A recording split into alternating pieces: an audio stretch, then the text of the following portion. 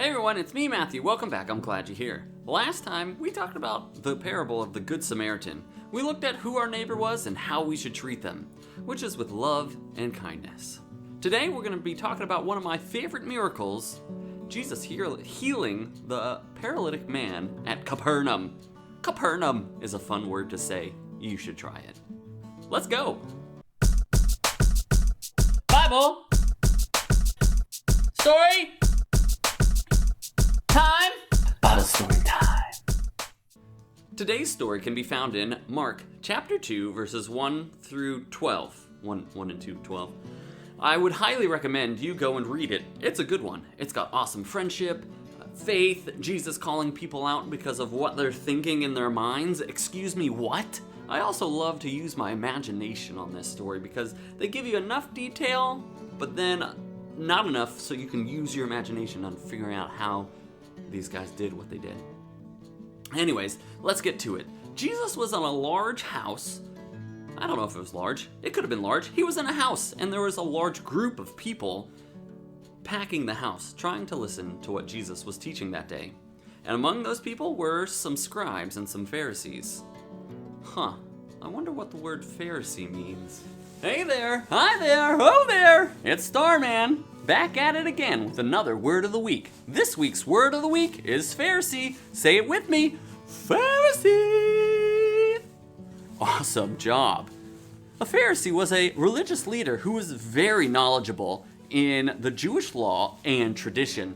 They often challenged Jesus in what he was saying and doing because they knew so much about the law. Pharisee! This week's word of the week. Ha ha! That's right. The Pharisees and the scribes knew the Jewish law inside and out, and they would often challenge Jesus in his teachings and his miracles. But we'll get to that at a later part of the story. The house that Jesus was in was super packed, like incredibly packed, like shoulder to shoulder. Have you ever been to one of those places where you're like, and you can't really move around? Imagine that, but bigger. Maybe something like this or something like this. Super packed, no way of getting to see Jesus. But this didn't stop the friends of our story from helping their paralytic friend see Jesus.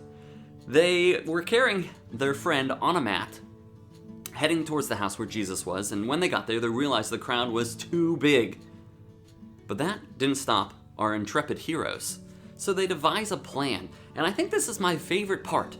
They climb up onto the roof of the house and start to remove the roof in order to find Jesus. Excuse me? What? What a plan! I just imagine this, like, intrepid group of friends climbing up on the roof, hoisting their friend up, and then digging or removing the tiles in order to get their friend to see Jesus. They could have had other plans, like saying excuse me or waiting until the crowd disappeared. But no, they needed their friend to see Jesus. It was immediate for them. They fully believed that Jesus would heal their friend. I could just imagine them huddling up outside trying to devise this plan. Guys, we gotta get in there. We gotta see Jesus. Maybe we could shove our way in. No. Maybe we can say excuse me. No, that would take too long. Maybe we should just yell fire. What? No, that's going too far. How about the roof? They make it up onto the roof and start removing it, and they make a hole big enough to lower their friend down so that Jesus can see him. They do that, lower him down. Jesus sees them and sees their faith and says to them, "Son, your sins are forgiven."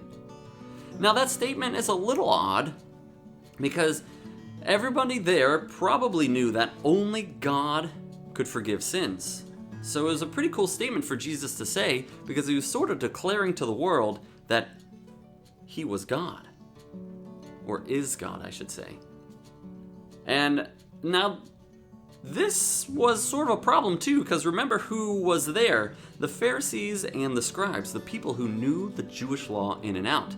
And they knew only God could forgive sins. And if somebody else was saying that, it was totally blasphemy. It was totally wrong, against the law. The Pharisees started to think about and question what Jesus was saying.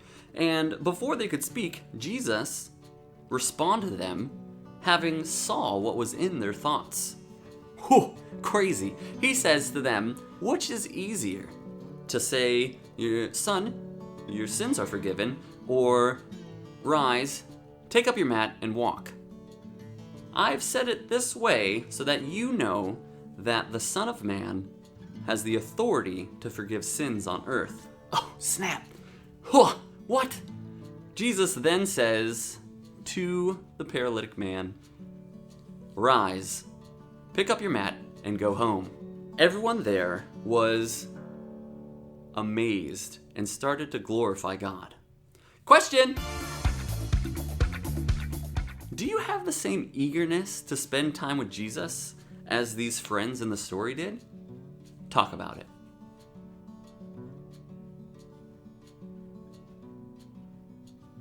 Whether you do or not, I think it's something good for all of us to think about and grow in. In the story, the friends knew that Jesus was the answer to their friend's paralytic state of being. And they knew if they could just get to Jesus, everything was going to be great. Now, I know in my life, there have been times where I for sure have had that eagerness to follow Jesus, like these friends in the story, right? I had the eagerness, I desired to follow Jesus. I wanted to read my Bible and build my relationship with Him. But there have also been times in my life where that just wasn't the case, where I didn't think of Jesus first. And I think oftentimes when things are going wrong or not the way you think they're supposed to, or when things take a turn for the worst, I know my first thought isn't always to turn to Jesus. Like when my car breaks down and I need to get it fixed, my first thought is I need to figure out what's wrong and get it fixed. Or find someone who knows how to get my car fixed and fix it. When maybe my first thought should be, Jesus, help me have peace about this situation and help me not get angry that my car is broken. I think it's that slight shift in our thinking that makes all of the difference, of letting God into every situation. Because God is the ultimate provider of peace and of comfort and of love and of joy. And if we can start to think of God first and have Him be in every situation in our lives, it's going to make a big difference. But it's going to take practice because we're human and we're selfish and we like to be self-sufficient and we like to get things done on our time. So it's going to take practice to practice thinking of putting God first in every situation, instead of the first thought being, how can I fix this? Being, Lord, give me peace about this situation. A final thought for us today. Ask someone you trust this week about how they have had the eagerness to follow Jesus in their life. And then take some of those things that they talk about and try them out. It's good to talk to other people about God. I'd love to hear what you guys come up with in the comments below. So please, share them down below. And until next time, I'll see you later. Bye!